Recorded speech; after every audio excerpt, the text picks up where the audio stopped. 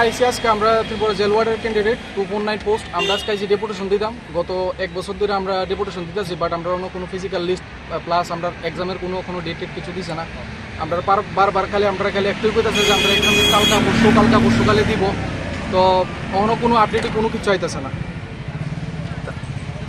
তারপরে দিয়ে সেটা ওখানে আবার আইসি ডেপুটেশন দিতাম, দেখি স্যারে কি থাকো, স্যার তো স্যারের নাম্বারও দিচ্ছে স্যারের লোক কথা কোনের লেগে, বাট স্যারের যদি সম্পূর্ণ করি স্যারের রাগ হয়ে থাকা, তার লেগে ডেপুটেশন দিয়ে সেটা এমন লাগে, নাহলে কোনো অপশন নাই। আপনাদের দাবিটা কি? দাবি আমরা একটু ঢুকে আমরা ফিজিক্যাল লিস্টটা প্লাস আমরা এক্সাম ডেটটা যাতে শিট তাড়াতাড়ি যাতে দিলাম, 7 দিনের ভিতরে যাতে আমরা যাতে এক্সাম ডেট যাতে দিলাম। কারণ ফায়ার ব্রিগেডে দিয়ে ক্যান্সেল হয়ে থাকে, আমরা এটা কি দেবো, আমরা 2 বছর মানে এক্সাম হইতেছে না, তাহলে আমরা কই যাবো ওখানে?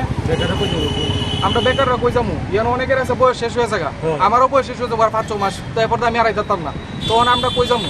ইন্টারভিউটা কত সালে দিয়েছিলেন? 2022 ডিসেম্বরের 10 তারিখ। কতজন?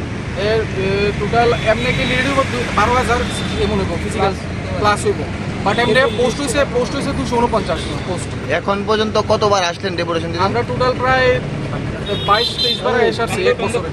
আমরা 249 ক্যান্ডিডেট, আমরা কোনো কোচিং আজকে আশা দিতেছে যে আমরা চাকরি হইব, কিন্তু আমরা কোনো মানে পরীক্ষার লিস্ট দিতেছে না, দিতেছে না। তো আমরা এই কারণে বারবার বেকাররা কী করবো, কই যাবো, এই জন্য বারবার আইডি কোশ্চেন জমা দিতেছে, যাতে আমরা চাকরি তাড়াতাড়ি হোক, আমরা বেকার জীবন থেকে মানে শান্তি পাই। এটাই। কতজন তোমরা আসো এখানে আমরা ক্যান্ডিডেট না? ক্যান্ডিডেট কতজন সিলেক্ট? 249 জন। না, এটা তো তোমরা মানে পোস্টটা পোস্ট, হ্যাঁ post। এমনি তোমরা কতজন টিকছো? আমরা দেখছি 12,000 মতো। কত বছর ধরে এটা চলতেছে প্রসিডিংটা? Minimum 3 years. তোমরা এই কথাটা জানাইছো নি করতে? আমরা বারবার এটা করতেছি কি কথাটা? যে আমরা যে 3 বছর হয়ে যেতেছে, আমরা কোনো লিস্টে আউট দিতেছে না, ফিজিক্যাল লিস্টে দিতেছে না, আমরা টোকেন দিচ্ছি, এটার মধ্যে আমরা শেষ। এরপরে কোনো লিস্ট বাড়িতেছে না, কিছু বাড়িতেছে। তো আমরা পরীক্ষা লিস্টটাও দিতে বাইরে, পরীক্ষাটা দিয়ে হলো, আমরা রিটার্ন টেস্ট দিয়ে হলো, তারপর আস্তে আস্তে সব কিছু হোক, এটাই করতেছি। তারা কি গো?